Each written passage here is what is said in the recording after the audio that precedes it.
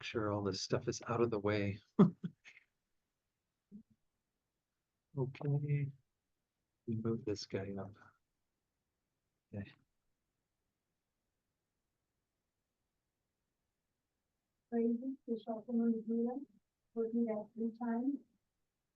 Founder, the endowed, transcendent destroyer, the one gone beyond, the foe destroyer, the completely perfected, fully awakened being, perfect in knowledge and in good conduct, Sugata, knower of the world, supreme guide of human beings to be tamed, teacher of gods and human beings, to you, the completely and fully awakened one, the endowed, transcendent destroyer, the glorious conqueror, the subduer from the Shakya clan.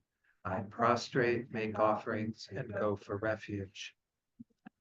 The endowed, transcendent destroyer, the one gone beyond, the foe destroyer, the completely perfected, fully awakened being, perfect in knowledge and in good conduct, Sugata, knower of the world, supreme guide of human beings to be tamed, teacher of gods and human beings, to you, the completely and fully awakened one, the endowed, transcendent destroyer, the glorious conqueror, the subduer from the Shakya clan, I prostrate, make offerings, and go for refuge. To the founder, the endowed, transcendent destroyer, the one gone beyond, the foe destroyer, the completely perfected, fully awakened being, perfect in knowledge and in good conduct, Sugata, knower of the world, supreme guide of human beings to be tamed, teacher of gods and human beings, to you, the completely and fully awakened one,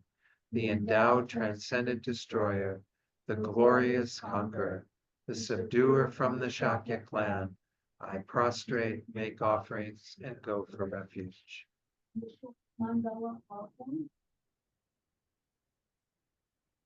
Ground anointed with perfume, strewn with flowers, adorned with Mount Meru, 4 continents, the sun and the moon.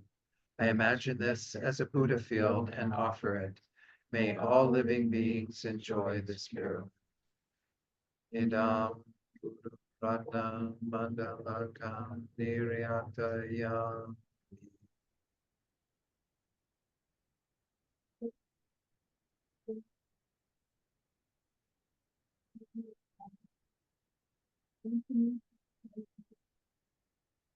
Refuge until I am enlightened. To the Buddha, the Dharma, and the Supreme Assembly. By the merits I create through listening to the Dharma, may I become a Buddha in order to benefit all sentient beings. Chodam Soki Choknam Ha Janchu Vardu Dakni Kyapsuchi Daki Chanyan Gi Pesanam Gi Dola Penchir Sangye Dupar Shok Sangye Chodam Soki Choknam Ha Janchu Vardu Dakni Kyapsuchi Daki Chanyan Gi Pesanam Gi Dola Penchir Sangye Parsho. Thank you, Stella. Okay, let's go ahead and do a short meditation, then give ourselves a chance to come into this space with a bit more focus, clarity to our minds. So we'll spend the first few minutes focusing on the breath, just trying to let go of whatever distractions, other thoughts we might have from the day, and return to the breath every time you do see that the mind has gotten distracted. You do this in silence for just a few minutes, and then I'll lead you in setting our motivation of bodhicitta for tonight's class.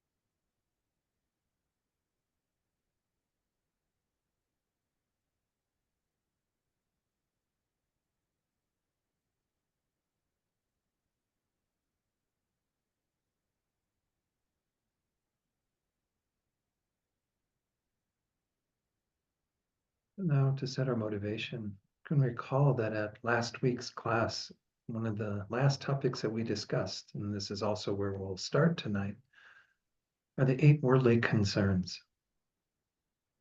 These are ways that we get preoccupied with this life, the comforts of this life, and avoiding anything that is difficult or uncomfortable. And sometimes we even bring that motivation to our Dharma practice. We might have an attachment to praise or good reputation and so on that can infiltrate our Dharma practice and study. So it is important that we always adjust our motivation to make sure that we are looking at least beyond this life.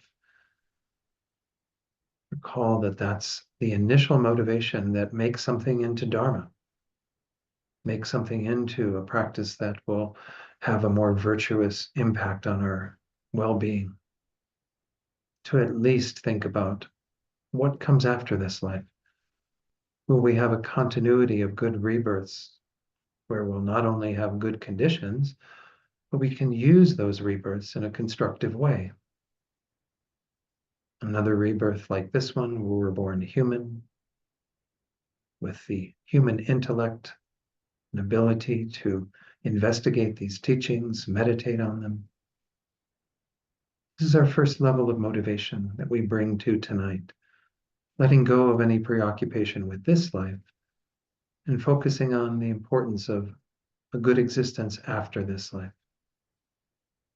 So begin there by setting at least that motivation. That makes the time we spend together tonight into Dharma.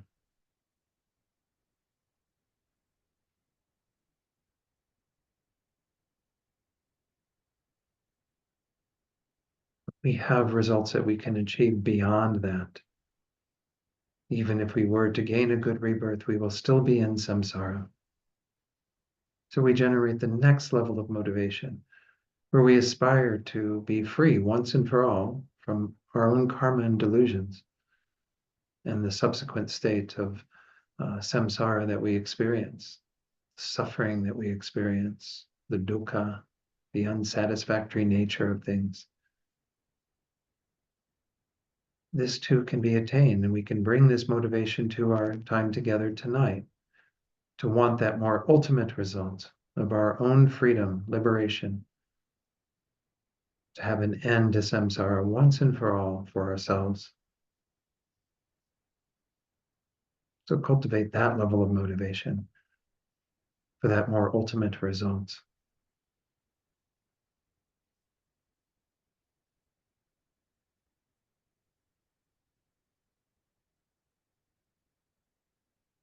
But as we know, that is not the final result that we can achieve. We can attain full Buddhahood, complete enlightenment. And this text by Atisha that we're studying is meant to be studied and practiced with that motivation of achieving our greatest potential, the state of Buddhahood, so we then can help other sentient beings perfectly, spontaneously, effortlessly, being of benefit to them, helping them to achieve their potential through our having accomplished that as well. So again, this is the mind of bodhicitta, the greatest motivation we can bring to this time together. Really thinking about the countless beings who are suffering in so many different existences right now, who are continuing to go from life to life, never finding any real peace or satisfaction. Wouldn't it be wonderful if we could help them, bring them to complete freedom from all that suffering and the complete fulfillment of all their positive qualities? So cultivate this highest motivation of bodhicitta now, so that everything we do becomes a cause for our eventual enlightenment, but also becomes a cause for our freedom from suffering, our own liberation, and also becomes a cause for good rebirths, even becomes a cause for the true happiness of this life. Because all of this is guaranteed when we have that most supreme motivation of bodhicitta.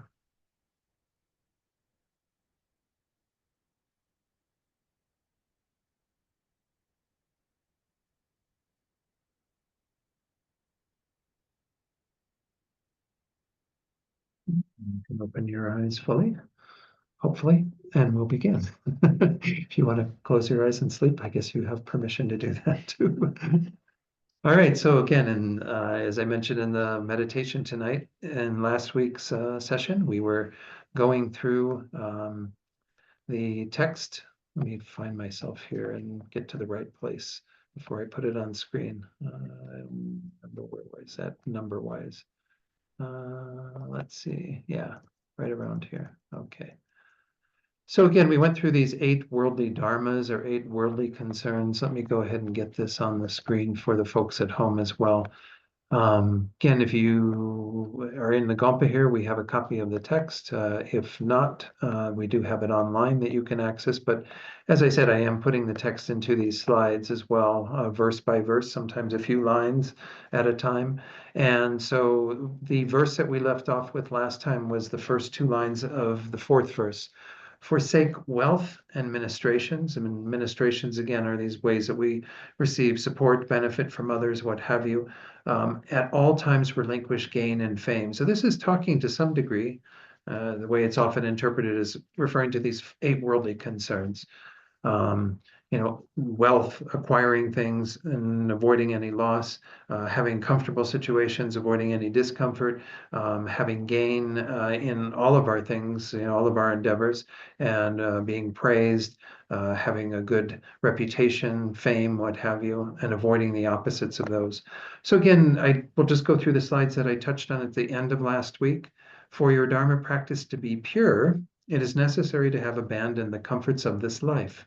That is, to have renounced these 8 worldly dharmas. By the way, I might mention that there's a whole book of Lama Zopa Rinpoche's teachings on the 8 worldly dharmas called How to Practice Dharma. I don't know if you have a copy in the library here, but it's really important that we understand, once more, if we are practicing Dharma with these motivations, with an attachment to this life, we're technically not practicing Dharma. We're really just going through the motions and not really having a mindset that goes beyond this life. Yeah, John. What's on the TV screen is not what is on Zoom screen. We've got a problem with that then, huh? Okay. I checked the setting and it seemed to be doing the duplication thing again. Let me try that. Oh, and somehow it reset to extend. Let me try that. Thank you for letting me know that, John. Sorry, let's see what happens now. What is the name of Lama Zopa's book? How to Practice Dharma. Oh, that is called How to Practice Dharma. Mm-hmm. Is it showing now, John? Yeah, yes. In the front here, okay. So again, these 8 worldly dharmas, the first pair being pleased when receiving wealth, being displeased when losing wealth. I mentioned to people, one example is like when you come home from the day and you check your mailbox and there's an unexpected bill there. Well, that's a very different feeling than if there's an unexpected check, right? We have a strong attachment to kind of, oh, I'd love to have more checks coming in and please no more bills, whatever. Being pleased when experiencing pleasure or having comfort, comfortable situations, being displeased when experiencing the opposite, misery, discomfort. And I talked about how that can be pretty pervasive in terms of our experiences, always looking to have everything just right. Being pleased at being famous, again, this doesn't mean necessarily being, on the celebrity circuit and showing up in all the red carpets or whatever. This means, again, having kind of a good reputation in a sense in your community, whatever it is that you're involved with.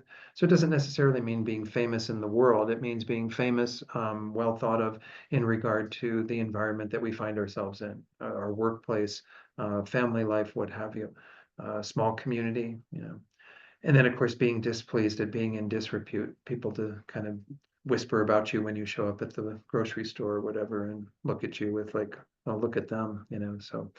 The last 2 being praised and being denigrated. Obviously, we like to be praised. We like people telling us wonderful things about ourselves. And we don't like people to criticize us, to find fault with us. So again, I think we all know these. They're so hard. They're so hard. Yes, they are hard, Marie. I mean, and I have taught on these before, actually in November and December of 2022. I think that was when I could only come up here that year for like 2 sessions or something. And I did 2 sessions on the 8 worldly dharmas.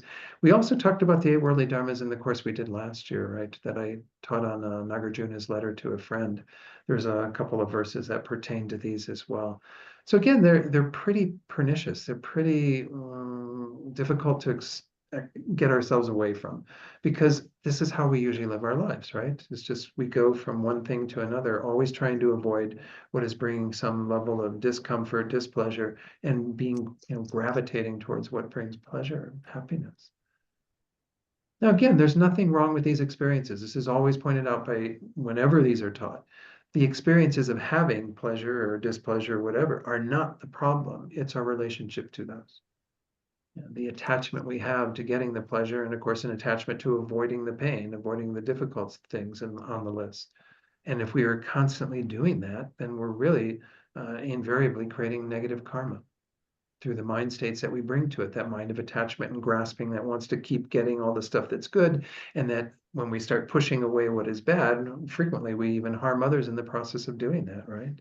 We might say negative things to them. We might even, take possessions from them, what have you. So again, these are behind so much of our non-virtue. And that's the important thing. But moreover, they keep us solely focused on this life. Again, you might think, well, but the first level of motivation, like we did tonight, is to be focused on the next life.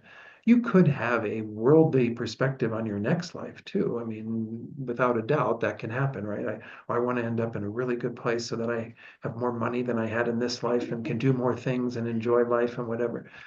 But once you start turning your mind towards Dharma, you start realizing that why you want a good situation in your next rebirth is not just so that you have things somewhat comfortable so you can practice Dharma, but that you have the opportunity to really dedicate your life to practicing Dharma. That we don't want to be born in such a situation like we're an heir to some fortune, and then we just get lost in all of the pleasures that we can experience on the basis of having that situation. That's obviously not the final thing that we're really trying to attain. We're trying to get a good rebirth so that we can use it on our spiritual path, right? So that's the first, again, level of motivation, that at least lets go of my attachment to this life. And then we can go on to have the liberation, the aspiration for liberation, and then, of course, bodhicitta, and this aspiration to become fully enlightened. So I'm not going to teach a whole lot on these because, again, I think that we've covered them in quite a few different places. And so, is it on the screen now? I can never see. Okay. I do want to point out that there is one verse from, this is an interesting little text that Lama Zopa Rinpoche found and translated a little bit of. It's this advice from the Kadam Geshe Karab Gomchen. I don't know much about this particular Lama. This Kadam means that he's, again, part of the same lineage that Lama Atisha started, essentially. Remember, we talked about them being Kadampas, Dromtonpa, and the other disciples in Tibet who carried forward all these teachings. Geshe here doesn't mean a Geshe who's completed the full monastic studies like our dear Geshe Sherab and what have you.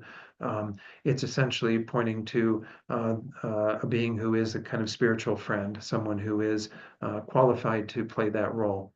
Anyway, there's a short text by him, and in this, it gives some kind of interesting advice that once more is right in line with what we're talking about in terms of Lojong or mind training. Remember, this is the sort of grandfather of all the Lojong texts, this very first text in the mind training corpus. If one is wealthy, there's the great suffering of collecting and protecting. If one is a beggar, one is free of desire for this life, and the result is peace and happiness. There is inner wealth. So this is making a contrast between having wealth and not having wealth, and saying, there's a lot of benefit if you don't have all that wealth, if you don't have all the things you have to worry about and protect and, get insurance for, whatever the case might be. If you're just living on the street with very little possessions, well, you don't have much to be concerned about then. You can actually live your life relatively free of all of that. Again, a much harder life, without a doubt. But there is this embracing in the Kadampa lineage of kind of living the life of a beggar, if you will. Kind of recognize it. What we've gotten into in our culture of just surrounding ourselves with all kinds of stuff to keep ourselves comfortable, once more, keeps us often entrenched in those 8 worldly concerns.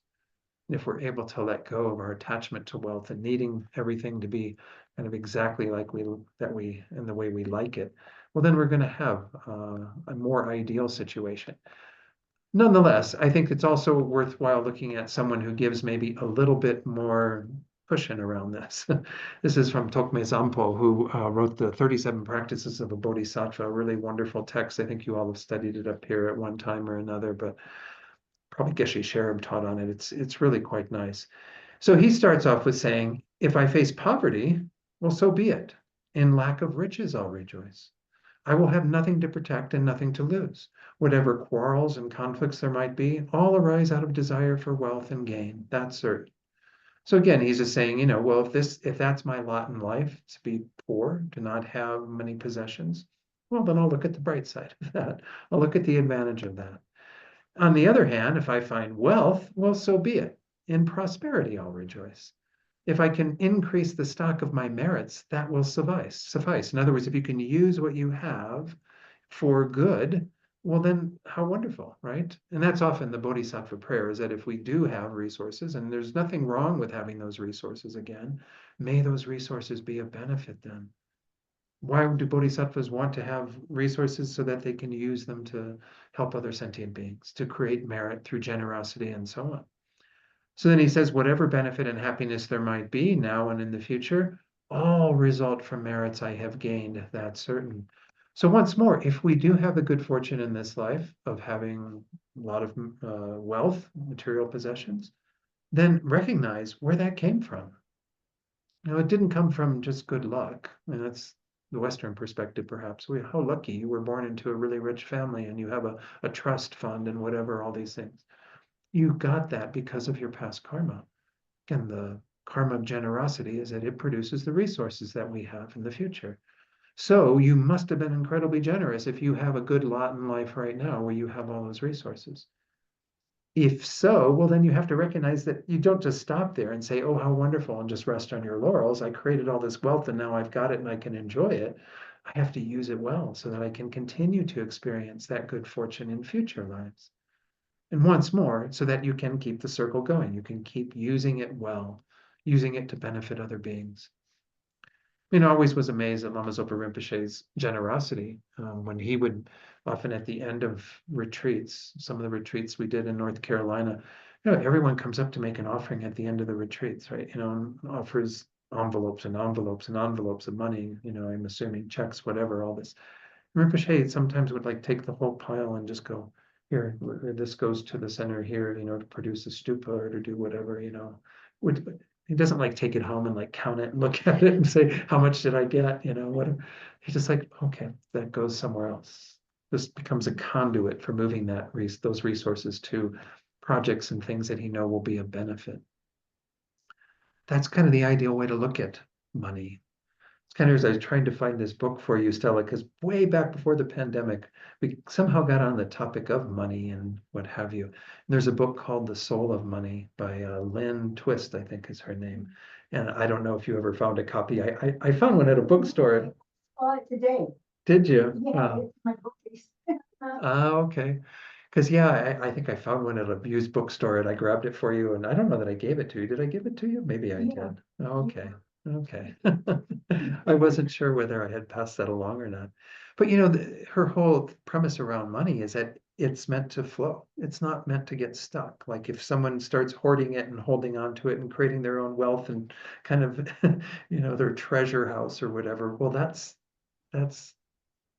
putting a block to what money is supposed to do. Money is supposed to keep flowing, keep kind of creating the causes for sharing, participating in that wealth. So again, that's kind of something to keep in mind. It doesn't mean that I shouldn't save anything for myself, though some people live that way, right? Totally trust karma, totally trust that their generosity will produce the resources that they need. And that's a wonderful way to live your life. If you can kind of get to that place where your conviction in karma is so good. I had one teaching this is way back in my early Dharma days, where the teacher said, if you totally trusted karma, you would give everything away right now. Sarah liked that. Is that how you? No, I wish I was. I try to be generous when I can, and with my mom's money. When all of you know, my mother passed away last year. I've set some of it aside, but I really enjoyed being generous with that money. Like it was kind of nice to be able to help out some of the people and things that I feel really good about. I don't need to go and like pat myself on the back with this. I'm just using it as an example that if we do come into money and we go, wow, where'd that come from? Yeah, you can go take a vacation to wherever if you want to. You can spend it in a zillion ways. But what's really nice about it is to be able to use it to create the causes of happiness for others, to support them and the good work that they're doing. I'll mention, I helped out Venerable Angie Money, if you know. Of course, she's dedicated her life to being a nun, and so many people who are ordained really struggle with finances because you're not working, right? And you might get paid a little stipend from a center that you work for, what have you, but you don't really have a lot of money. And she wanted to go to Nepal. She's doing this trek up to Laudo and what have you. And I was just like, well, I've got some money. It was just so nice to be able to do that. And again, I'm not trying to, toot my own horn here or anything. I'm just using it as an example. And I think when we get to that place where we enjoy giving, that's obviously the mode we want to be in, right? So that it's not like, can I really part with this or whatever? And we just train ourselves. I remember one of the Kadampa Geshes, the way that he would train himself to practice generosity is take something with this hand and go, oh, here, this is for you. Oh, thank you. And then he'd practice like giving it back and forth between his hands, which is, completely closed circle. You're not really giving anything away per se. The practice of water bowls is a way to enhance our generosity, to give water on our altar every day so that, again, it signifies all the various substances and what have you. I'm not going to go into all that, but so again, all these things around wealth, what Tokmi Sampo was saying there is if you end up with wealth and you have that good fortune due to your own past karma, it's been created and you have that landing in your lap, well, don't let it stop there. And that's how you keep creating the causes for that, is that money going to other beings, other things that will be of benefit. So like I said, Lama Zopa was an amazing practitioner of that, just like no attachment to it at all. It was always like, oh, well, then this can all go here, that can all go there. Many different projects Rinpoche still has, of course, even with his passing, they've carried on these projects. So there's never a shortage of where you can put resources to fulfill Rinpoche's wishes, to fulfill, all the various good things that are out there. So just know that that's how you create that karma. So rather than getting stuck in our own attachment to all these things, it's best to be free with the resources that we have, the good fortune that we have created. Verse 4CD, the last two lines of verse 4, have modest desires, be easily satisfied, and reciprocate kindness. This kind of follows from not being attached to the worldly concerns, right? To then we really need to take our desires down to a more modest level, really not be so attached to getting extreme wealth, what have you, possessions, and so on. Be satisfied with what you have. And having a mind that's satisfied or content is a really important thing. We even saw this in the text that we studied, again, Letter to a Friend last year. I'll talk about reciprocate kindness in a moment, but this is a quote that maybe you recall from when we studied this in his Letter to a Friend, or sometimes called Friendly Letter. If you have contentment, satisfaction, then even though you may be robbed of everything, consider yourself the richest person. But should you lack contentment, then no matter how much or how rich you may be, how many things you have, you're a servant of your wealth. The idea is that this is kind of one of our hidden treasures that we can have, is contentment. We actually are content with what we have. No one can take that away from you, right? Because you'll be content even if they take what meager possessions you do possess. There's this wonderful story. I don't remember who this practitioner was, some monk who was up in a cave meditating, and a student or somebody had given him a watch. And so he kept the watch in the cave, but it's there on his altar, whatever. He went down to get alms or whatever food that he needed. When he came back to his cave this one day, the watch was missing. Somebody had come in and stolen it. And he was like, oh, good, I'm glad that watch is gone. It was just like, and he kind of was like offering it to the person who came in a sense, even though that person was long gone. He was just kind of fine. I'm relieved of having to worry about that. That's no longer a problem, having the watch in my cave. If we came home and saw all of our possessions take it out of our house, we'd probably have a bit of a conniption, right? My gosh, what am I going to do? All those things I have to replace, all that stuff that I spent so much money for or whatever. Again, we should try to be somewhat modest and be content with whatever we have. Anyway, I think that's pretty clear. Reciprocate kindness. Of course, this is a big one. There is even a slogan from the wonderful text by Geshe Chikawa. I mentioned him, I think, in the first night. Geshe Chikawa took the teachings that Atisha had around what's come to be known as the 7-point mind training and formalized it into these 7 main points with sub-points, what are called the slogans of mind training. And one of them is meditate on the great kindness of all beings. It's easy for us to meditate on the kindness of those who've been really intentionally and directly kind to us, right? Because we have those in our lives. People and even our pets, right? Our pets are very kind to us usually. They give us, what we need in terms of companionship and all of that. Maybe parents have been very kind to you. Other people in your life who've taken care of you. There's no problem there, right? Because we can see that quite directly and intentionally. They're invested in us and do things for us. It's a little harder to see the kindness of other beings outside of that circle, though, right? I mean, we can see what I often break it down to, and I'll go into this a little bit more in one of the courses I'm going to do later this year for all of you before Geshe Sherab returns. But there's kind of all those beings who are involved indirectly in your welfare. I mean, I always point out how during the pandemic, the importance of those people became known really quickly, right?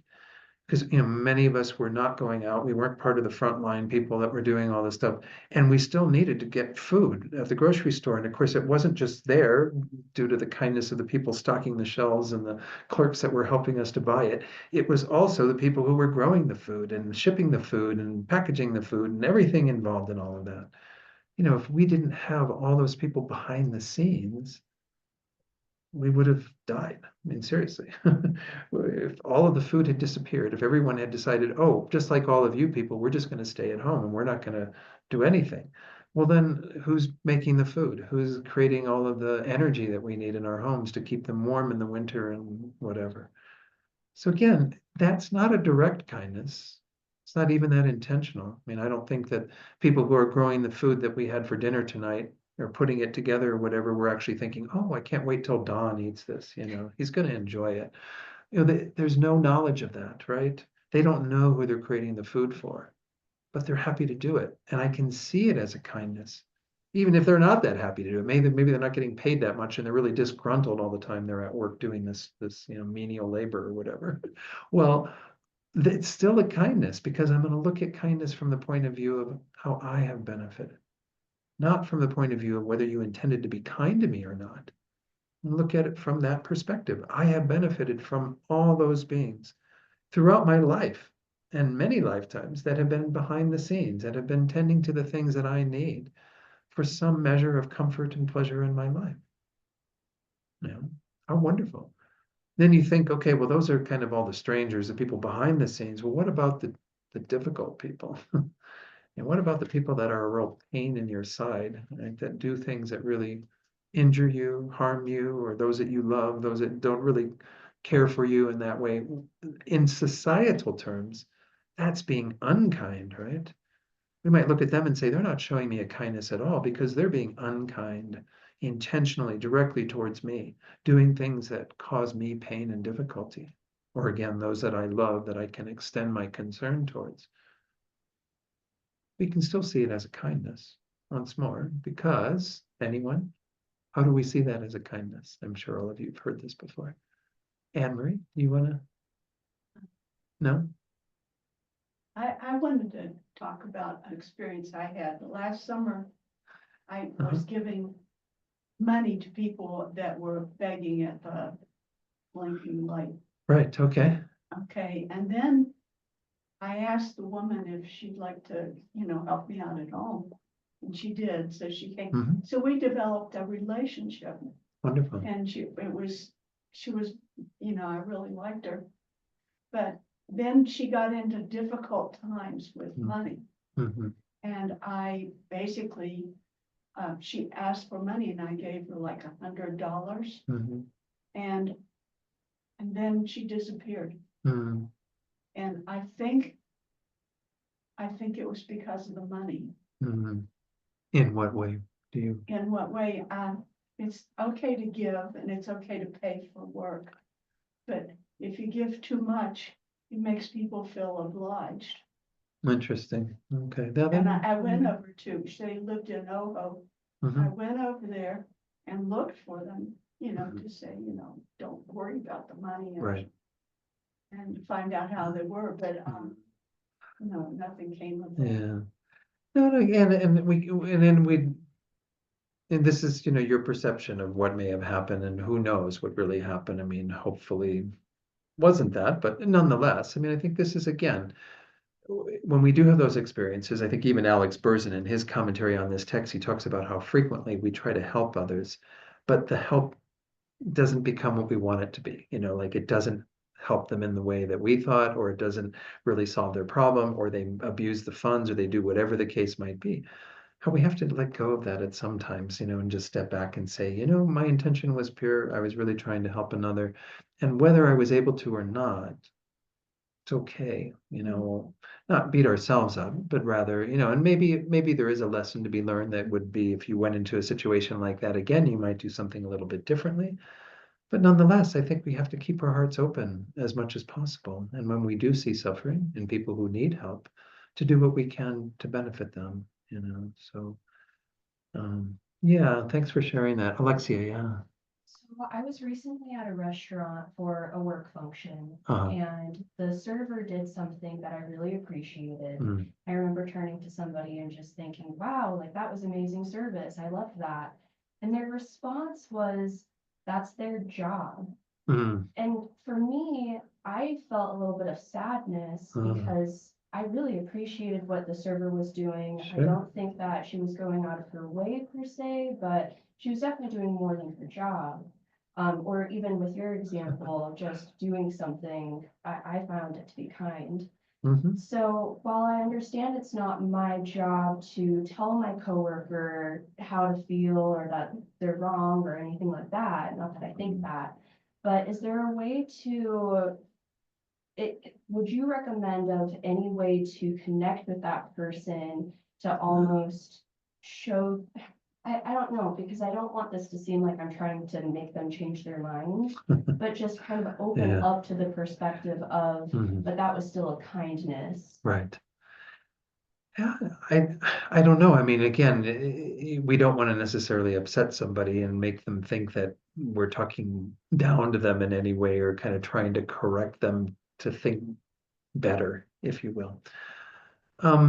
I always think discussions where we might, discuss it from the point of view of just asking questions, about trying to get them to see that maybe there's other ways of looking at that, other ways of perceiving it so that you kind of just open them up a little bit, as opposed to saying, well, you were thinking about this way, this is how I'm thinking about it. Don't you think that's a better way to look at it, kind of thing? Because most people aren't really that open to receiving that kind of advice. I find that asking questions oftentimes makes more sense than giving people statements of how they should or shouldn't. I mean, not that you were going to do that. I'm not saying you're going to should all over the person, which is what we often do. Right? But instead, just find a way to casually approach it and say, I found that interesting what you shared. Can you tell me a little bit more about that? Or, why you feel that way? And get them to explain it perhaps, and then they are having to articulate the feelings that they have and the way that they're perceiving it. And then you can go, that's interesting, and you can maybe say, well, I have something I heard in my Buddhist teachings that I just would like to share, but are you open to that? Would you like to hear that? Not from a kind of preachy point of view, but just something that you could say, well, when I was at a teaching with Don and Don said, that you could see this as a kindness that blah, blah, blah, blah. I mean, you could give them give a little mini teaching about it, but not again in any sort of trying to make them feel bad about the way they feel, but to make them see that perhaps there's something that they could do that's beyond that, a little bit more than that. But I think having people explain why they feel and being really genuinely curious. And I think we need more curiosity in our world. And that gets into a whole nother topic. But nonetheless, if we are curious about that person and why they feel that way and what is behind that, and then it gives them a chance to talk about it and give their own perception. And then we can maybe add something more on that if we have permission to do that. I know that's one idea. Maybe other people have another idea, but I always find that, and I look at myself sometimes if, like, I hate to put it this way, but like if I've got a cold or something, and this would happen often when I was working and back in San Francisco, you go to the office and of course there's like 10 different suggestions about what you should do for your cold, right? Everyone's got some. You know, oh, you should try echinacea, or you should go to the Chinese medicine thing, and and all of these various things, and you kind of feel like you're being talked to in a way that isn't really respecting your ability to make your own decisions about your health care. I don't know. I mean, everyone's thinking they're being helpful. Everyone's thinking they're adding more to it. I don't know. It's just an example, but I find that people do often back away if it gets too much like you're telling me what to do. And so when we observe something, maybe the first assessment is it really something, knowing this person, that is worth getting into, or is it only going to cause more conflict? But if it is something worthwhile, then I think approaching it from that vantage point, having them talk about it a bit, it can be an opening. Stella, what were you going to say? Well, I had almost the same experience just this week. Mm. I was telling somebody that I found this wonderful guy to do some work for me around the house. And I was paying him $30 an hour, but he's like a contractor, so I knew he was gonna do a good job. So I'm telling this person, I'm so thankful that I found this guy, he just is doing all these wonderful things for me. And then he turned around and said, well, you're doing things for him too. Right. And it was like,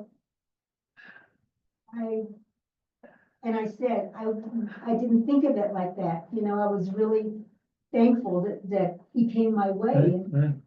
But instead of sounding preachy and telling him, well, you shouldn't look at it that way or whatever, Mhm. I think he got the message, Yeah.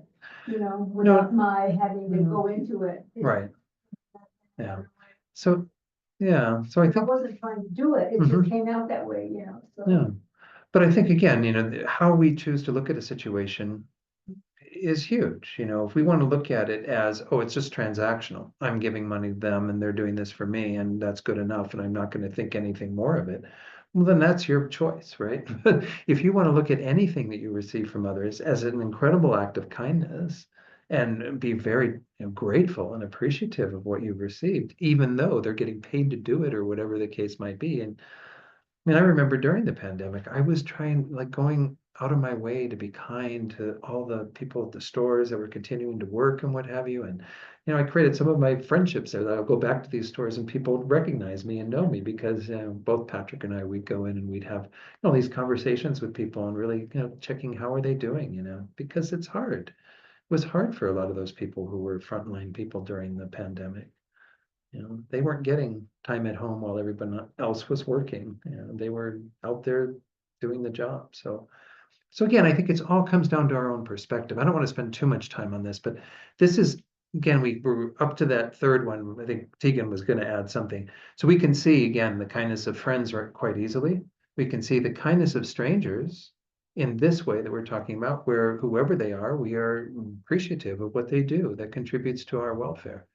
The kindness of difficult people, what were you going to share on that, Tegan? This is more of like the practicing of really sharp weapons. Yeah. Your own karmic rival. And you can see again that they are giving you an incredible gift if you choose to use it that way. If you choose to get hung up on what they did to me that was so harmful and how dare they do that to me, and all that dialogue that goes on that we just ruminate on, well, then they're just going to create more negativity. If you look at them as one of your best teachers, your greatest teachers, again, there's that wonderful verse from the 8 verses of thought transformation. When someone whom I have benefited and in whom I have great trust gives me terrible harm, I shall regard that person as my most holy guru. So even when those people that we have a good relationship with rise up as our enemy and do something that's like taking a dump on our doorstep, well, we should be going, thank you for taking a dump on my doorstep. You've given me this incredible gift. I have to work with this now. Sorry for using such weird analogies, but I was thinking of Ajahn Brahm has a wonderful book. He's a Theravadan monk, and his sense of humor is incredible. The name of his book is "Who Ordered This Truckload of Dung?" Like, it's not mine, who ordered this? Like, if somebody were to leave a truckload of dung right on your doorstep, well, you have to go, okay, that is mine. So what Tegan's saying, that's my karma. This is what I've created. I'm experiencing this harm due to my own past actions. And what a wonderful opportunity now to work with that, to do something different. You don't get those opportunities from most of the people who are your friends, and even from strangers often. The people who are challenging and difficult in your life are doing you an immense favor if you choose to work with it that way. That karma is coming to fruition. They're an agent of doing that, but you can work with trying to be more patient, kinder, more compassionate at that time. That's the lesson. That's what we can learn. So again, that is a perspective that we need to bring to it, but that's what we're talking about here when we get to this idea of the great kindness of all beings. And of course, there's other ways that they're kind. I'm pointing this out just in terms of this life, but we have countless lifetimes where those beings have supported us as our dearest friends as well. They've done immeasurable things for us. And every one of them is necessary for two things. One, to be able to practice good karma and good ethics in relationship to. We need other beings, right? We need beings to not take their lives, not take their possessions, not lie to them, all of that. You need other beings to create karma. And you also, of course, need beings to become enlightened. Every single being, Rinpoche would talk about this frequently. He'd say, any being you meet, you should think, your very first thought is, this being is the source of all my past, present, and future happiness, all the way to enlightenment. I need that being for enlightenment. Every being is the object of that mind of bodhicitta. You can't parse it out and say, oh no, these beings, I'm not going to become enlightened for their sake. I'm only going to become enlightened for the ones that I like. You have to become enlightened for all beings. So you need every being in that way. Every being is a support for your own development into the state of a Buddha. So how wonderful. What an incredible kindness. Let's go back to the text and carry on with, I don't know if there's much more for that. I think that was it. Let's go on to the next verse. Here we're going to do the first two lines of verse 5. What's kind of nice about this text, by the way, you probably noticed it already, is that there is sometimes some continuity, but each one, they're like little fortune cookies. Just having had Chinese food, I mean, these would be wonderful maybe to create our own Bodhisattva's jewel garland fortune cookies, where you could take each of these little lines. Cultivate love and compassion and stabilize your awakening mind, bodhicitta. I'm not going to talk about this so much because I think we already went into bodhicitta in the first class. Obviously, love and compassion are the roots of our bodhicitta, particularly compassion. And remember, it's not just compassion and loving thoughts, but it's the great compassion and the great love that aspires to place all beings in the state of happiness, complete happiness and well-being, and also remove the suffering and causes of suffering for all beings. So once more, this is what we're trying to accomplish. Oh, Mary Jo's got her hand up. Yes, sorry, Mary Jo, I just noticed that. Yeah, I just figured out how to do it. Oh, okay. This I'm getting an echo. Is that okay? Is it all right? We're not hearing it here, so. Okay, good. Maybe if you turn down your speaker there on your device. I got two devices going. That may be why. That is why, because I can hear better on one and see better on one. So as long as one of them is muted, I think you'll be okay. But anyway. Yeah. One of is. So I think that with those situations, like if somebody being sort of mean and unkind and behaving in a way that's difficult for us to see the benefit of that, I feel like it's hard to deal with that as a one person. And I think it's maybe helpful if we could bring those into things that happen, like to the class, and say, this happened, it was so hard to look at the beneficial aspects Mm. of it. Mhm. So I don't know. I'm just bringing that up because I'm sure other people are more able to see the benefits maybe than me.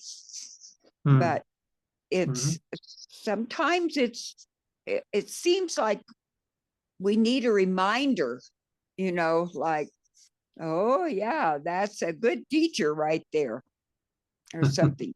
So anyway, thank you. Thank you for your time. Sure. No, yeah, maybe we need like little Lojong practice community, people talking to each other about what's going on for them and how they're working with things and maybe getting some support because again, this is really it is hard and we're sort of isolated and we're trying to make our own decisions and work with our own minds and not often getting the encouragement from others to look at things differently, to do something that might be outside of our comfort zone. But really, that's the only way that we're going to grow, with Yeah. doing that, actually taking charge of it. And if we find that others, talking to others helps us, then even maybe just having someone else from the center here that you can go have tea with or something and sit down and say, this is what's going on for me. Can you help me to try to see this differently or whatever? And I'm always happy to do that too. But I think it's good to have peer support as well. That's what a community of practitioners is for, is to help us to see things that perhaps at the moment we're not seeing. So Yes, thank you. yeah, Yeah, so it is good hard. idea. I Yeah. like that. And I think do we have each other's phone numbers, Yeah, or sure. maybe we should make it a point to do that. Because I think this is one of the things is when we do practice on our own, we often are left to just what we are able to remember, to conjure up, to try to work with. If we talk to others and maybe again they've got some experience or they've got some remembrance of things that we're forgetting at the time, and it can be really useful. I think one of the things that we tend to do in the West is we like got that Lone Ranger mentality. We like think, oh, it's just me and I need to deal with my stuff in my mind and everything. And we don't tend to reach out quite as often. And maybe some of you are better at doing this than others. And that's great. But I think we all need to break out of that mold a little bit and see that it's really useful to depend upon others. Not only will you grow and develop by using another person as a support or a group of people as a support, you often bring something to them that they benefit from. Right? That's how we grow together, is by helping each other through these situations. And yeah, Stella. You were mentioning, Lama Atisha and Mhm. the Kadampa Mhm. teachings. And so, that little book, it's fairly new, but it was written by, Thupten Jinpa. Right, the essential mind training Right. one. Well, Yeah. no, No. it's about the Kadampa masters. Oh, okay. So, but the reason I love it so much is Uh. because he has these little sayings, and the Kadampas are good for that. Yeah, these And pithy it's sayings. really, so anyway, I was going through this period, a couple of months ago when I was really having a hard time falling asleep at night, and I kept having thoughts and thoughts and thoughts, and ridiculous thoughts, but I just couldn't get to sleep. And so, I found a couple of little sayings there and that had really helped me, and can I just? Sure, repeat it? sure, yeah. So one of them says, inside the house of a person with a sense of abandon sleeps someone who is totally at ease. Those ridden with hopes and fears fail to notice this. Mhm. That's one of them. And then one thing you were talking about just now, inside the house of a person who is content, sleeps someone who is truly rich. Those ridden with greed fail to notice this.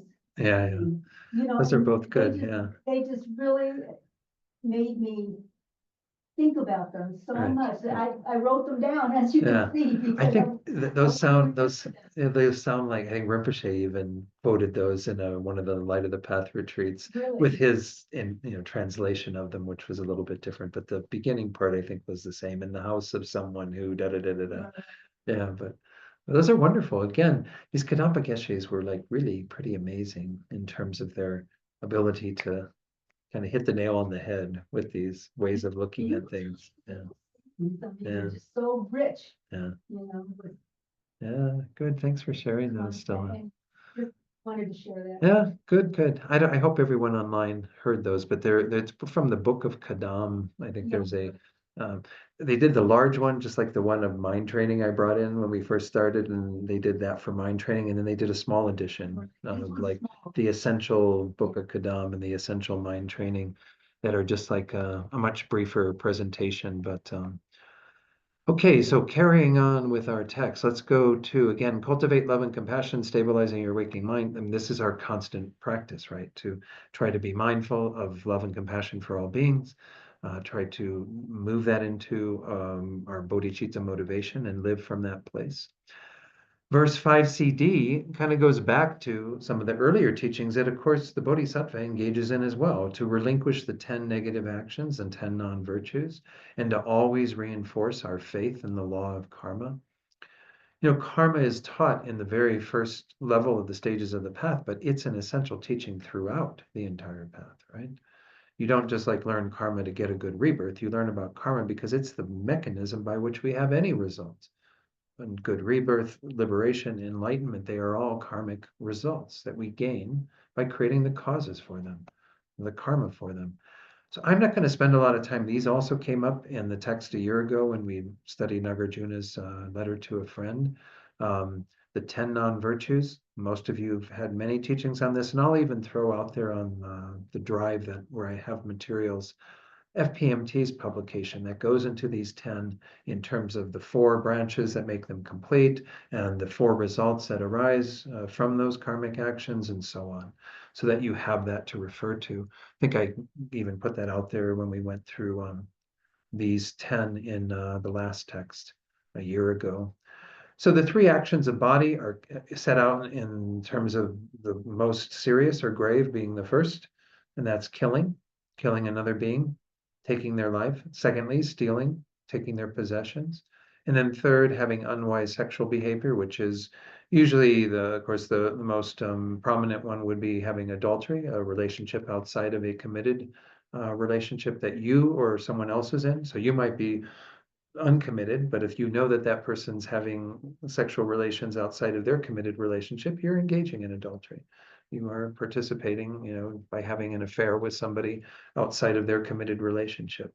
And then, of course, any coercive sexual behavior would be included in that. Now, you might see that those are killing is like the extreme act against the body, but that would include within it wounding or doing other things that harm the physical well-being of sentient beings. But they're not as powerful as killing, obviously. And then, of course, stealing, I think we all know, taking anything of value from another being that you have not been offered. Let's go on to the 4 that are of speech.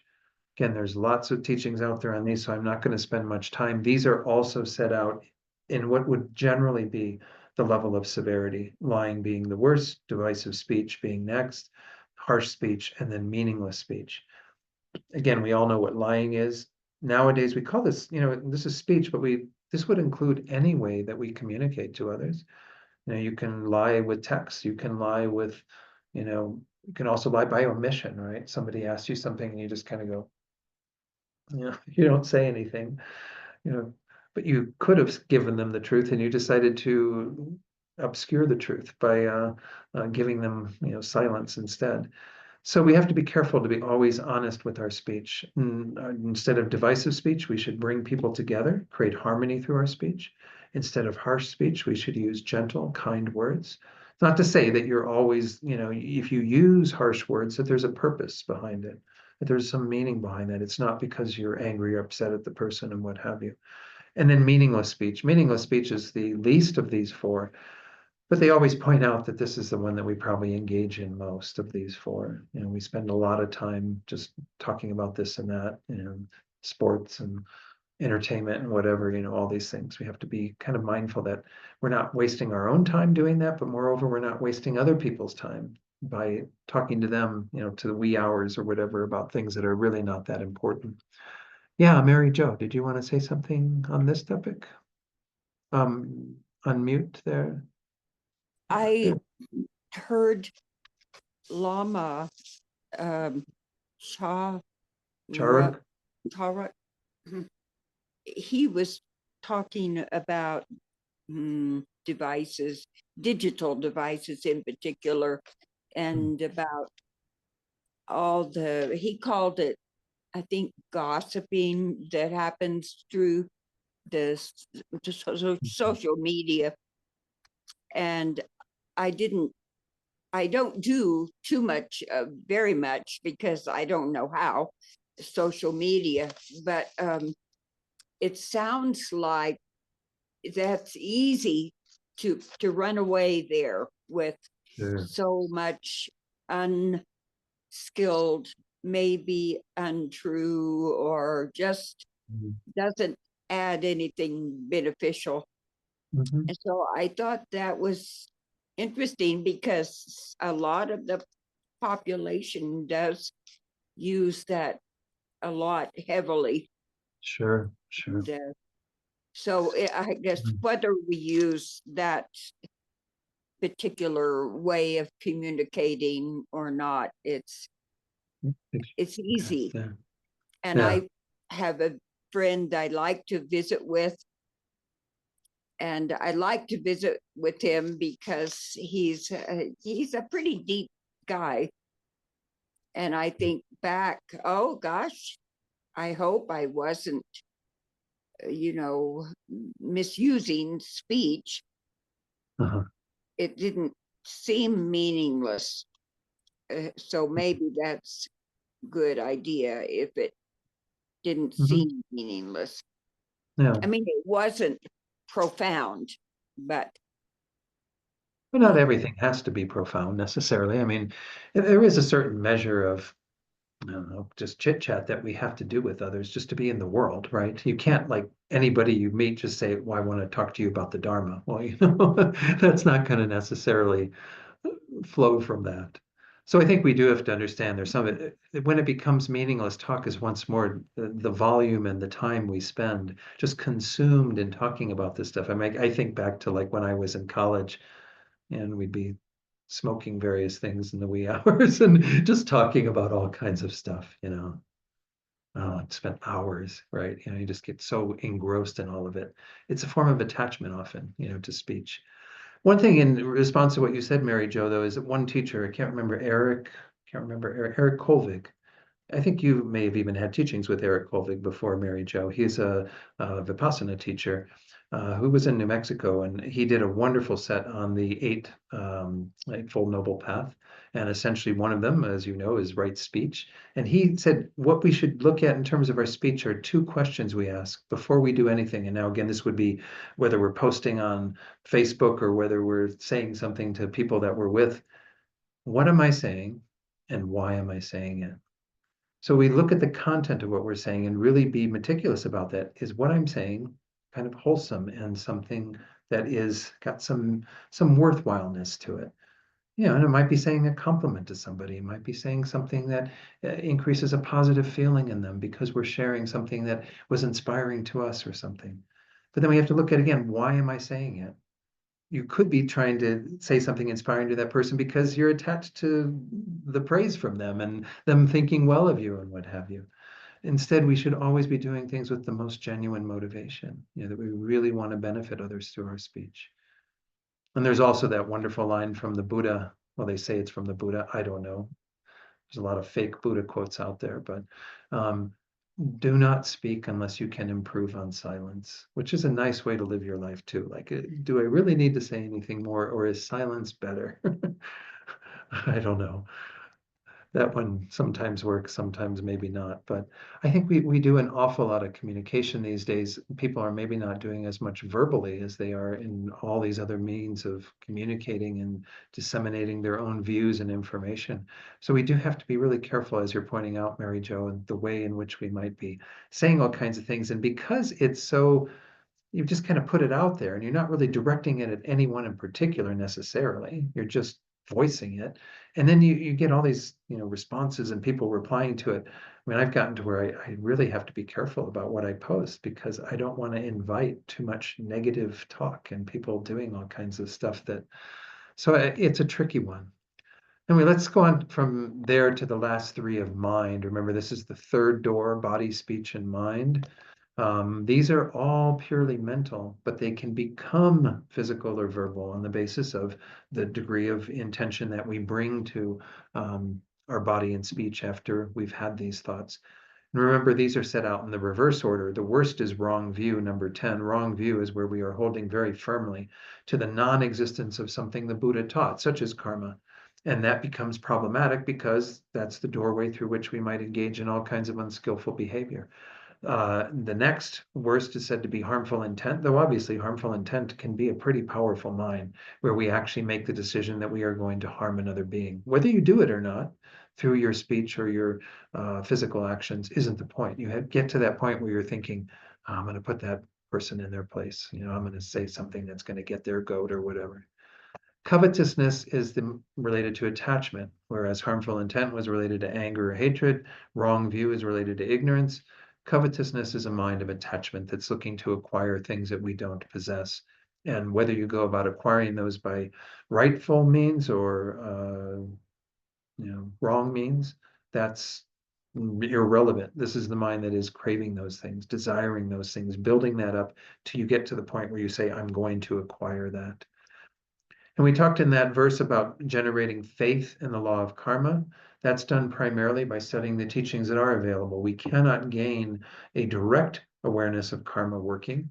If any particular things in our lives, we can infer why that's happening on the basis of studying karma.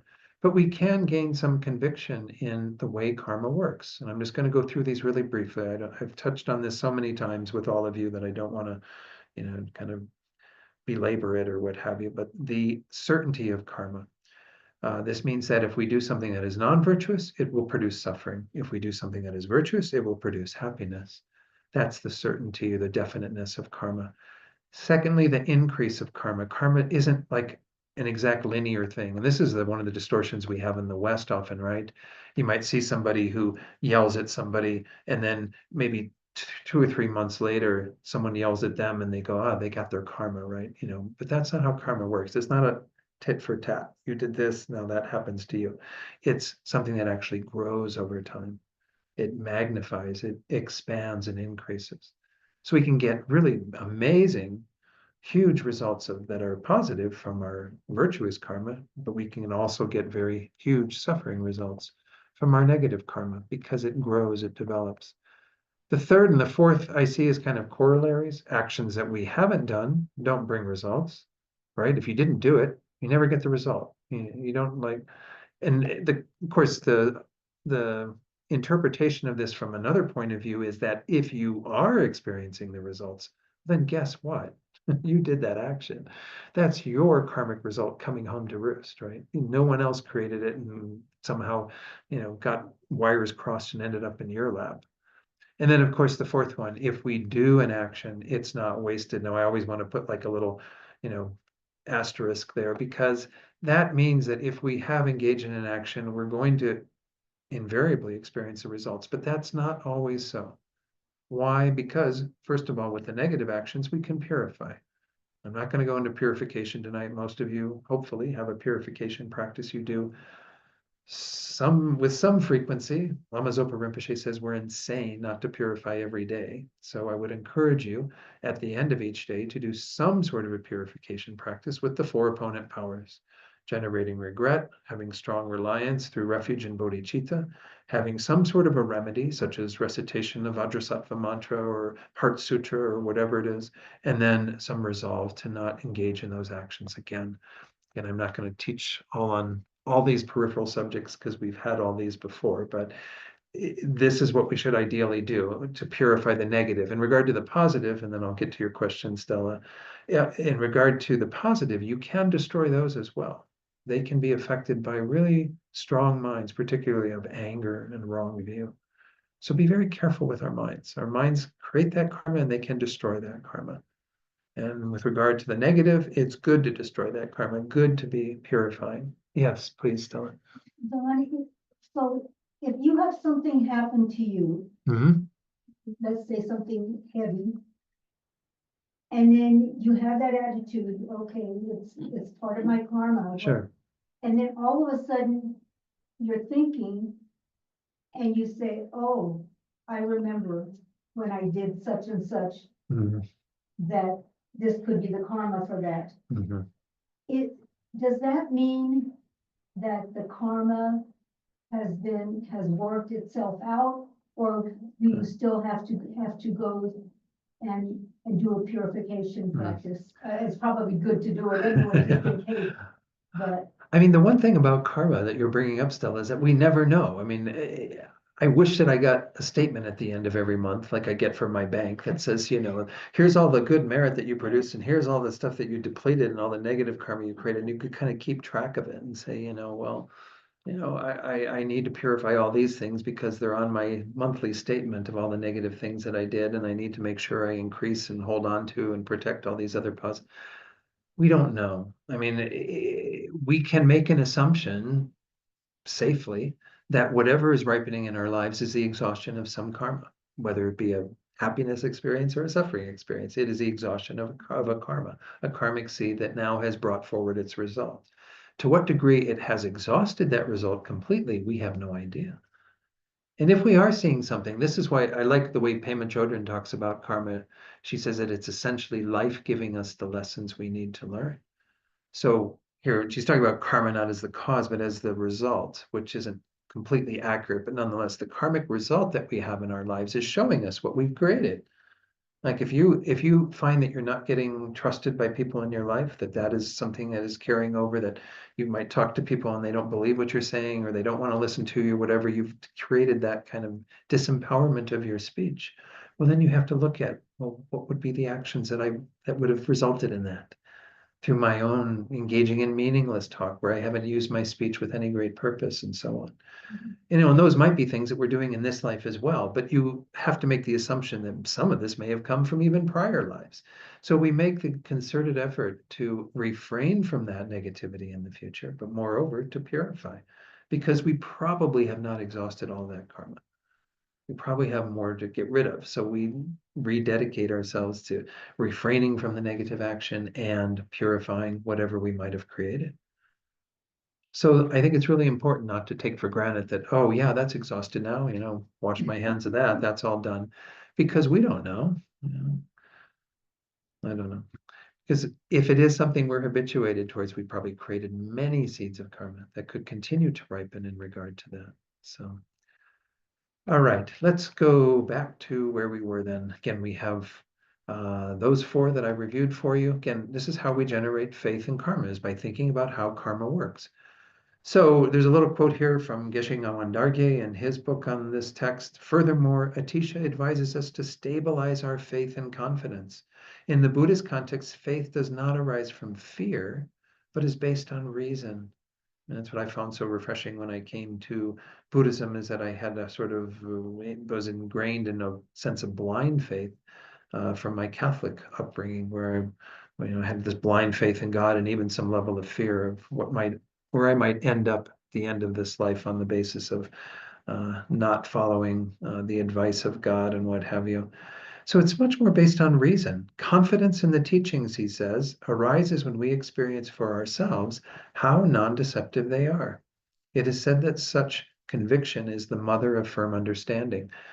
So this does point to the way that we talk about faith in Buddhism, even in regard to faith in karma. We first have some level of clear faith where we gain an appreciation for the qualities of something, which is what you do when you study karma. Go to the Lama text and study all that's set out about how karma works and the varieties of karma and what influences the heaviness of karma and so on. Then you develop an aspiring faith where you go, on the basis of that and my conviction that sounds like good advice, I'm going to aspire to move in that direction. Then convinced faith is the one we gain through more experience.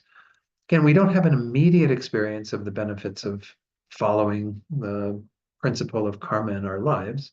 And we don't have that immediate, okay, as soon as I change my speech and don't lie anymore, well, then suddenly everyone's believing everything I say and following all my advice and what have you. That isn't what we'll see generally. It takes time for karma to go through this process of ripening into the results that we get from those actions. But nonetheless, I always point out that if you start adhering to the principles of karma, avoid these 10 non-virtues as best as you can, you're probably going to sleep better at night. I'm talking about your sleeping and what have you, and the verses that you shared. If you live a virtuous life, you don't have many worries that you take with you, right? Because you're not worrying about those beings you harmed and the things that you said there that caused somebody some consternation and whatever. You're pretty clean with everybody. You don't have this baggage that you're carrying around. So I know that's not what we often refer to as a result of karma, but it is what we start to experience when we adhere to this. And once more, I'll point out, and we've mentioned this, I'm sure, many times before, the way Venerable Rabina approaches the topic of karma is that belief isn't really in the picture for her. She says, it's not a matter of do I believe in karma or not. She says, use it as a working hypothesis. And we know what scientists do, right? When they're in the laboratory, they go, okay, I think that this is being caused by that, and I'm going to test it and see if that hypothesis is true. Well, again, we're not going to get an immediate confirmation of our hypothesis around karma because there might be, again, that delay between what we have done and what we experience. But as I've just pointed out, I think you will start feeling much differently yourself if you're following these principles. You're going to feel like, again, I'm not so caught up in negativity with other beings and what have you, and I'm carrying around all the weight of all that. I'm feeling much lighter. I'm feeling much more true to myself and true to how it is to be in the world. Be respectful of other beings and so on. So I think that this is something that we can gain some faith of conviction by seeing what the effects are over time as we continue to adhere to this year after year after year after year. And many of you in the room having practiced Dharma for many, many years, right? You begin to see how you are as a person in the world and the types of people that you attract and how you are with other people who are difficult and what have you. You start becoming a better person. And that's good enough results right there, I think.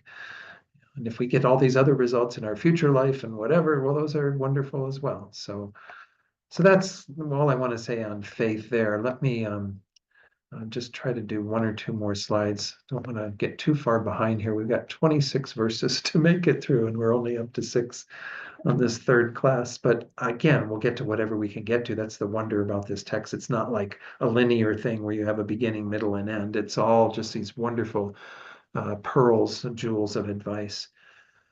6AB, destroy anger and conceit, our anger and our pride. These are such obstacles to our spiritual development, and be endowed with humility. Humility is one of the most important qualities that we see modeled in our teachers, right? His Holiness the Dalai Lama always, I'm just a simple Buddhist monk, I don't have any great realizations and what have you. So if that's what His Holiness is doing, well, who are we to toot our horns about what we do or what qualities we have, what realizations we have? Again, we have to look at it from the point of view of it's much better to be humble and to not have our heads filled with pride. And certainly we know the detriments of anger. I don't need to talk about that so much because we see it in our world. So I'm not going to teach much on those because I think they're pretty straightforward. Mary Jo, did you want to share a comment or ask a question? I have just a quick question. Okay. Do other types of Buddhism also believe with karma? Is karma a big part of like Theravada and Zen? Do you know? I mean, I don't know those traditions inside and out, but certainly the Buddha taught the principle of karma. Now, there are some people who practice Buddhism who, I'm pointing to Stephen Batchelor here in particular, who I know of. I know there are other people in his camp who essentially say that many of the things that are in the Buddhist sutras, such as karma, rebirth, and so on, were a product of the times that the Buddha lived in, right? Because of the Vedic traditions that exist still there that adhere to ideas around karma and rebirth. So I can't say that every person who's Buddhist believes in this or has a conviction in karma, but I would imagine that most traditions put it forward as a teaching of the Buddha. And then, again, maybe other people in the room or online know more about these other traditions. I wish I was better versed in them. I think when His Holiness talks about other traditions, he makes the assumption that they're all working with the same raw material. Go back to the Four Noble Truths. Remember, the very first truth, the truth of dukkha, our unsatisfactory situation. The very second one is the cause of dukkha, and the cause of dukkha are twofold. our karma and delusions. So even from the very beginning, the Buddha was saying that essentially why we're in this situation is due to the actions we've created, our karma, and then what's bringing forward those actions that cause the results in samsara are our delusions, our ignorance and anger, pride, all the things that we've been talking about, right? So Thank you. I would hazard a guess that yes, I mean, in teachings in those traditions, karma is set out. In the Pali tradition, it's called kama, right? Instead of karma. They have different, similar sometimes, but essentially. So I've seen certainly teachings in the Pali canon that speak to the existence of karma. The Zen tradition, I'm not so familiar with, so I don't know what is all taught in Zen, but I find it hard to believe that they would ignore the principle of karma. Yeah, thank you. Thank you, Mary Jo. Okay. Yes, let's see. Well, let me do one more. I think I've got one more verse that I can talk about, and then we will let that go for tonight. Maybe this one goes into too much detail. Okay, 6 CD. Well, let me touch on it real briefly, and then we'll see if there's any final questions. Relinquish wrong livelihood and be sustained by ethical livelihood.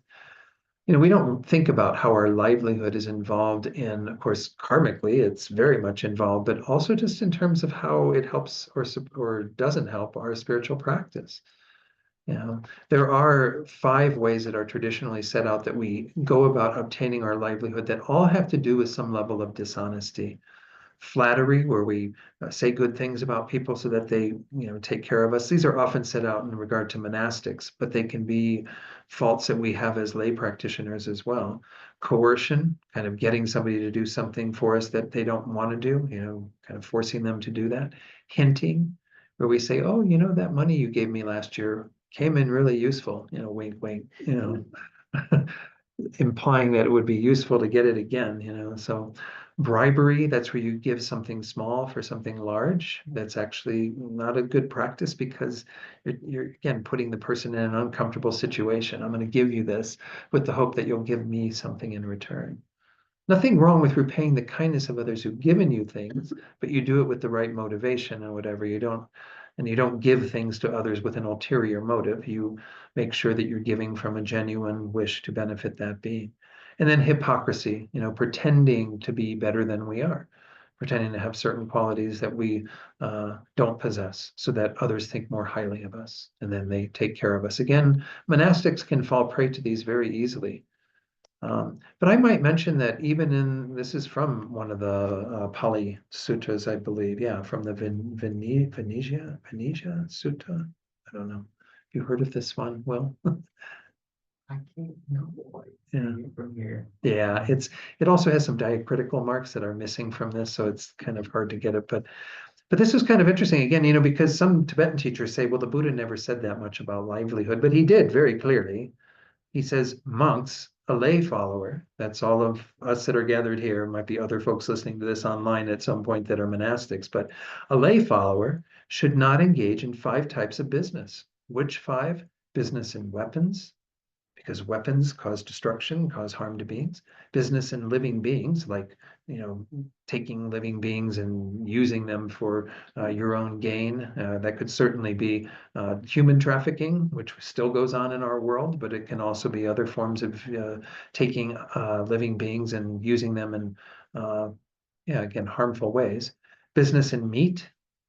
We as Buddhist practitioners, certainly Tibetan Buddhists, not all Buddhists avoid meat, but if you are the actual butcher and the one engaging in catching the fish or the raising the animals that are slaughtered and what have you, you're in that chain of things that we're also, if you're eating meat, in the chain of, but you're not as close to it.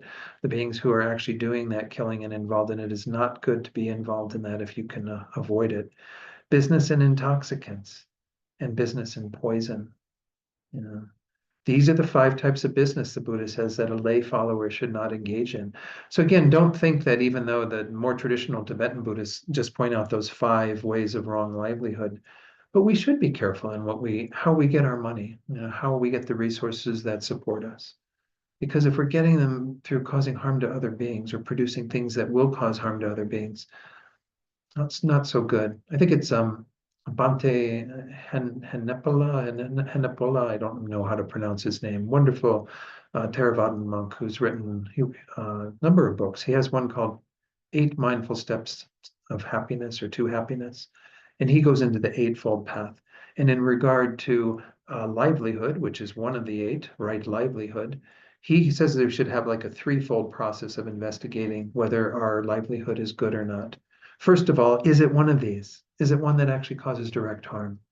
You know, that is, or you are involved in weapons and what have you. I mean, look at, you've got people in the state working up in Los Alamos, you know, doing work that is about producing weapons. So that is not good livelihood to be involved in that because of the harm that ensues from that. Secondly, you should investigate as to whether that job that you have causes you to break your vows or to go against the grains of, you know, Buddhist behavior and the basis of the 10 non-virtues. I remember Venerable Amy, when she was interviewed once, she was talking about how when she was working in Washington, D.C. for a while, that she was being even rewarded for lying based on the company that she was working for. You know, where like they'll say, oh, that was really good, the way that you misled that person to believe something that isn't true or whatever, you know. I mean, imagine if that's your job where you are rewarded for lying. The third one is kind of interesting. He says the third level is the subtlest in a sense. Does your job cause your mind to be disturbed? Does your work, when you get home from work, is your mind unsettled so much that you find it hard to even engage in practice or to do what supports your Buddhist practice? So I think we have to be real careful about our livelihood. You know, it's so much of our time for many of us, right? People who are working, some of these jobs are, you know, 50, 60 hours a week. Well, that's a good portion of your day, every single day that you are involved in that. So if you can't do that with some clarity of good ethics and with a clear mind most of the time, then there might be problems. Now, again, there's very situational, because Bante Hanepola, he points out that also you might be in a situation where that company is doing something that is unethical, but you might be a force in helping them to address that failure of ethics. And if that's the case, well, then there might be greater benefit to staying there rather than everyone running away from it and leaving others to make the non-virtue by that company continuing to do what they do in that unethical mode. So we have to be very specific, looking at our own situation and say, okay, this is what I do. What is it that is against the grain here for me? What are the things that I might need to address? Doesn't mean immediately go quit your job and, you know, take the chances on getting another job. Find a way to either work with it or to gradually move out of it into something else that will be more ethical for you. All right, final questions or comments? Anyone online? Eloise, does your cat have a question? Very interested in the teachings. I don't know why. Planting some seeds there, I hope. So, anyone here? Yeah, Stella. Just Oh, I was Sorry. gonna ask you, I have a young friend, a 21-year-old boy who's really a wonderful person. Mhm. Just got a job and, you know, like packaging marijuana for one of these Yeah, places, you know? the shops, yeah. And so I've been thinking about, because I don't think that this is the right livelihood, but I don't quite know how to say it to him, or is it really my own No. thing, you know? And he probably doesn't look at it the same way I do, but Oh, I'm sure he doesn't. what, I would- what do you think? I shouldn't say that. I mean, but, well, again, I think we have to be careful because we're laying on top of someone else our own perspective around ethical behavior that is always a little bit challenging. I'll tell you a story that goes back to when I was over studying in Italy in the master's program. My sister wrote to me and she talked about how my nephew was getting a pet lizard and he was, you know, so looking forward to it. And of course, I know that reptiles, you don't feed them like Cheerios or something. You feed them live insects, right? They like the mealy worms or all these kinds of things. And so I wrote back this email like, you know, Judy, you know, I really think that you should convince him not to do this. You know, it's not so good. You kind of end up killing all these other creatures for the sake of keeping the lizard alive and da da da da. I never heard anything more from her. Well, I'm not saying I've never talked to my sister again since then. She never talked about it. She just like, that was what I said and the door was closed. And I felt a little weird about it. Like, am I laying my own perspective on someone else that they don't even have the grounding to understand it, right? So I think with any of these things, when we see somebody who's doing that now, again, we want to have compassion for them too, right? Because they're creating negative karma potentially by being involved in these means of livelihood. So it's a tricky one. I just feel like once more, it almost goes back to what we were talking about earlier. When you're going to talk to somebody about something that they're doing or some way that you think that they should change their lives, oftentimes people are just not open to receiving that advice, and you might do more damage than you do good. So you have to find, again, a skillful way, if you can, of presenting it, but recognizing that probably even after you present it, and I thought I was being very skillful with my sister in the way that I presented what my rationale was for my nephew not getting a lizard, but didn't stop him from getting a lizard. And again, she never even talked to me about it again. So I had the same thing with my brother who likes to go deep sea fishing, yeah, and I mentioned how I felt and he never wanted to talk about it again. I mean, and there might be skillful ways. Maybe people have skillful ways to address some of these behaviors with people. But I think it's very hard. I mean, even the Buddha had people that didn't listen to him, right? So an enlightened being can't always get through to these sentient beings who have the veils of obscurations in their minds, and they are dealing with things and through the force of their own karmic imprints that cause them to look at life in particular ways and whatever. So we should not lose compassion for those beings by any means, but recognize that sometimes our hands are tied. This goes back to what I was saying earlier that, Alex mentioned, that oftentimes we cannot benefit others in the ways that we would like to. That should be more impetus for us to improve our own minds so we have better ability and better knowledge of what's going on for beings. So perhaps we can get through that veil of obscuration. But even the Buddha didn't, have the ability to get through to everybody. Cousin Devadatta was like a total pain in his side and never listened to anything he had to say and essentially became his sort of arch enemy. Well, that's the Buddha. So don't beat ourselves up. But yeah, Will, were you going to add It made me something? think, I read an interesting story. And it was about two teachers, and one who was just really strict and moralistic, and another who was kind of, people in the Sangha were like a little more lax. And the one teacher ended up, so the story said, creating a little more negative karma because he turned a lot of people away from the Dharma by being like a little too Lenient. imposing too much of a harsh hand on people, whereas the guy who gave people what wasn't so imposing with his teaching kind of Mhm. helped people cultivate Dharma over a little longer period of time, and they stuck with it Mhm. because it was a little more compatible with their lifestyle at the moment, Right. but Right. then actually ripened appropriately later. Yeah. So I thought it was just kind of interesting. Yeah. No, The story reminded me of that. that's a very good point, Will, because again, sometimes we don't realize that, yeah, by being perhaps a little more lax and meeting people where they're at, you create, yeah, that kind of connection and camaraderie and whatever, and that can develop often into a very different relationship over time. Whereas if we just put it out there right at the beginning, you shouldn't be doing that, that's not good karma. You're going to suffer from that. Well, I mean, look at what we were like when we were teenagers and our parents told us that kind of stuff, right? How much did we listen? Right? So there is often a nice kind of a softness that is useful. And I think, yeah, there's many examples of that in our world as well as in the Buddhist teaching. So yeah, Anne Marie, I'm sorry. Was that good enough then, Stella, to Thank you. kind of work with? Again, it's always hard in these situations to say anything, oh, absolutely do this or don't do that. It's very situational, but look at it from that lens of, okay, well, how can I kind of maybe work around that and be with somebody and not be so judgmental or whatever, and try to create the space for perhaps some dialogue, some opening up to looking at things differently. Yeah, Anne Marie, did you? Oh, I was just gonna, in my humility, I was gonna say that I had worked for two unethical companies. Uh-huh. And the first one, I worked for the Department of Defense. They had been Uh-huh. And, they told me that they needed to do photo enhancement for astronomy. Right. But, I learned at a certain point that they were doing photo enhancement. This is way long ago Uh-huh. for, capture, for shooting people in Vietnam. Oh, wow. Yeah, so, that was pretty alarming. Uh-huh.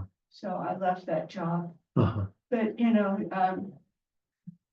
I should have known, I really should have. Uh, So, But again, everything's very situational in our own lives, like when we take a particular job and we don't necessarily think about all the ramifications of what we're doing and what have you. And the one thing to keep in mind is that no job is like absolutely clean completely. Well, maybe some are, but most things are quite connected to other things. Rinpoche always would talk about how it's impossible to live a human life and not be complicit in harm to beings in some way. well, Right, but also you can deceive yourself. This is true. Yeah, to So be I honest just- with ourselves is important. Yeah. The Okay. other, Mm. unethical job was I worked for Exxon Hmm. and, I thought that there were, since fossil fuels were not that popular or they were getting anyway, I thought they were going into solar power. No. But Mm. that is self-deception. Yeah. But be kind to yourself again. I mean, we all have that as a defense mechanism often, to not feel that bad about what we're doing. So we perhaps conjure up things or not look at things or whatever. So let's do our dedication prayer. So again, was there the dedication list? I don't know, is that here? Stella, you have that? Yeah. If you wouldn't mind reading those, and if anyone needs to add any names. And by the way, yeah, we're going to add Venerable Ingrid, the FPMT nun who passed away earlier this week. Okay, great, thank you. So, for illness, Alea, Jim B, Mary Jo, Bill B, Patty R, Tanya, Betty K, Elena P, Rick P, Betty K, Andy L, Rosemary P, Karen A, and Boo Boo the dog. Can you add, please, Jill Whitmore? And who? Jill Whitmore, Jill Whitmore? Jill, Jill. Okay. Okay. And I didn't hear Rick P. Was he there? Rick P, yeah. Yeah, Okay, thank you. With obstacles, Mary Jo, Matt, Doug and family, Elena, Allie P, Betty K, Raquel, Kennedy, and Jessica. And for death, Isaac Padilla, Eileen, the airliner deaths, aircrafts, Nathan Knowles, Jay Headley, Bill Flood, Steve, and Venerable Ingrid. That's Mike Flood. oh, Mike Flood. Mike Flood? I haven't done. And also, would you please put Patty and Bill on it For illness, for sickness? yeah. Okay, for Patty and Bill. Patty Great. and Bill. Okay. For sickness, could we add, please, Phil Majorana? Was that Phil? Was that Phil, Mary Jo? Yes, Phil, okay. thank you. All right, so for those beings that we've mentioned the names of, as well as for all the other beings that we're holding in our hearts at this time, we dedicate for their welfare. Let's go ahead and do the dedication prayers. Okay. And tonight we'll just do the prayer for His Holiness. We won't do the longer one for Rinpoche. We'll just do it. I'll lead a dedication on that. How about due to the merits of these virtues? Yeah. Oh, due to the Merits of these virtuous actions, may we quickly attain the state of a Guru Buddha and lead all living beings without exception into that enlightened state. May the supreme jewel Bodhicitta that has not arisen rise and grow, and may that which has arisen not diminish, but increase more and more.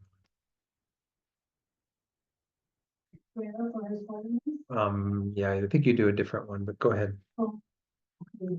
Oh, it is. Okay. Jewel, source of every single benefit and happiness in this world, to the incomparably kind Tenzin Gyatso, I beseech, may all your holy wishes be spontaneously fulfilled. We also make dedications for all of our other gurus who are still with us, that they may have good health and long lives and all their wishes fulfilled. And then, of course, for the very swift return of Kyabji Zopa Rinpoche, our spiritual director, so we can benefit once more from his presence physically in this world.